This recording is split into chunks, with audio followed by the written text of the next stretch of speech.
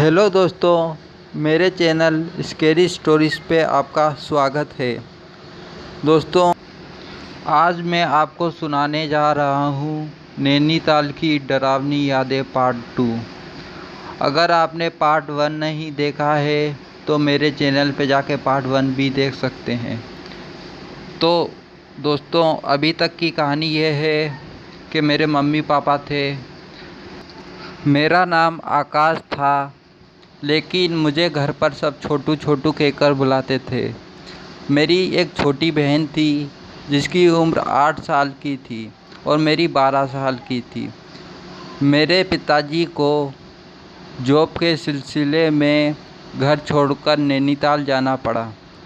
हम नैनीताल कार में बैठ के जा रहे थे। नैनीताल पहुंचने के बाद एक दिन मेरी बहन ने मुझको हाइड एंड सीक खेलने को बोला।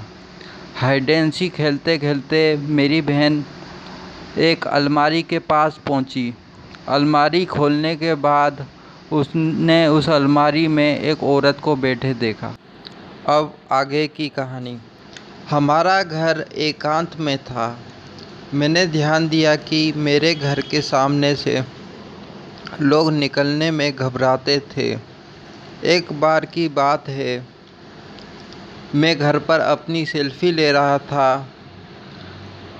जब मैंने अपनी फ़ोटो को ध्यान से देखा, उसमें मुझे अपने पीछे एक काला साया दिखा।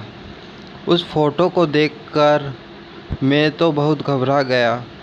मैं सोचने लगा, मेरी बहन ने जो अलमारी में एक औरत को देखा था, हो सकता है वो उसका वहम ना हो, वो औरत अलमारी में असली में हो। मैं ये सब सोच ही रहा था कि हमारे घर के बाहर एक साधु आया। वो कह रहा था कि सन्यासी को कुछ दान दीजिए, भोले बाबा की कृपा होगी। मेरी मम्मी कुछ 10-20 रुपए लेके उसके पास गई। जब उन्होंने हाथ बढ़ाकर साधु को पैसे दिए, तब साधु उनकी तरफ डर से देखने लगा। मेरी मम्मी ने पूछा कि क्या हुआ, तो साधु ने कहा कि इस घर में कुछ गड़बड़ है, जल्द ही इस घर को तुम खाली कर दो। मेरी मम्मी ने बोला कि क्या गड़बड़ है। उस साधु ने बोला, यहाँ पर मुझे एक ऐसी आत्मा महसूस हो रही है जो इंसानों से नफ़रत करती है। उसे पसंद नहीं है कि तुम इस घर में रहो। ऐसा कहकर वो साधु चला गया। मैं और मेरी मम्मी उसकी बात सुनकर बहुत डर गए। फिर रात को जब हम सब बैठकर खाना खा रहे थे, तो मम्मी ने पापा से उस साधु के बारे में बताया।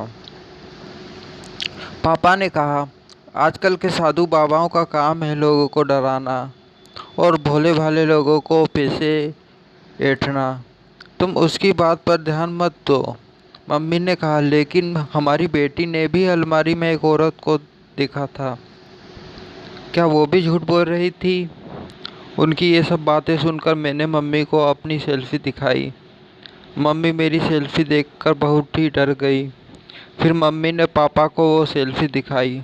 पापा भी हैरान हो गए। उन्होंने कहा, ऑफिस में भी चपरासी मुझको कह रहा था कि वो घर भूतिया है, पर मैंने उसकी बातों पर ध्यान नहीं दिया।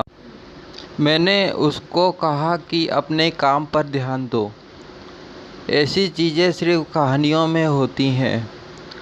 मम्मी बोली, मेरे को तो डर लग रहा है। मेरे को तो अपने बच्चों की चिंता हो रही है। पापा ने कहा, डरो मत, मैं कुछ करता हूँ। अगले ही दिन पापा एक तांत्रिक को घर में लेके आए। उस तांत्रिक ने पूजा शुरू कर दी। वो तांत्रिक घर के चारों तरफ घूम घूम के मंत्रों को पढ़ रहा था और वो घर के हर हिस्से में अगरबत्ती का धुआं कर रहा था।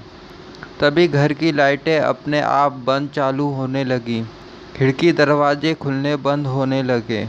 सामान अपनी जगह से हिलने लगे। घर में रखी हुई चीज़ें हमारी तरफ गिर रही थीं। उस तांत्रिक ने बोला, ये काफ़ी ताकतवर आत्मा है। इतनी ताकतवर आत्मा मैंने अपनी ज़िंदगी में नहीं देखी। फिर तांत्रिक ने एक मंत्र पढ़ा और सब शांत हो गया। हमने सोचा कि सब शांत हो गया है, लेकिन मेरी मम्मी कहीं दिखाई नहीं दे रही थी। हम सब मिलकर उन्हें ढूंढने लगे, लेकिन वो कहीं दिख नहीं रही थी। फिर मेरी बहन पापा पापा कहकर चिल्लाने लगी। हम सब दौड़ के उसके पास गए। मैंने देखा कि मेरी मम्मी बेहोश पड़ी हुई हैं और मेरी बहन उनके पास खड़ी हैं। पापा ने मम्मी को उठाया और सोफे पे लेटाया। तभी मम्मी ने तांत्रिक पर हमला कर दिया। दोस्तों, अभी हमारी कहानी ख़त्म नहीं हुई है। अगर आपको हमारी कहानी अच्छी लगी तो हम इसका जल्द ही पार्ट 3 बनाएंगे।